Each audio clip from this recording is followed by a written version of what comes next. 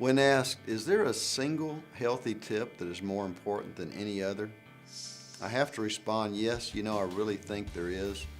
I think perhaps the single most important health tip, the tip that allows us to stay mentally sharp the longest, have a much lower incidence of heart disease and stroke, and be much less prone to inflammation and obesity and depression, is to do one thing, and that is to keep our blood sugar levels stable. First, a true story. Years ago, I would try to use every competitive edge to improve my athletic performance. My wife and I were competing in frequent triathlons, and the nutritional thought at the time was that carbing was the way to maintain high energy levels.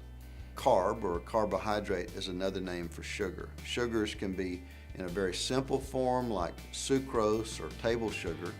It can be fructose, which is fruit sugar or corn sugar, or it can come in more complex forms like lactose. The sugar from milk or cellulose is found in leafy greens. If a word ends in ose, that's O-S-E, it is a sugar. At that stage of my life, my office refrigerator was filled with complex carbs like broccoli and cauliflower and carrots, which I would munch on all day.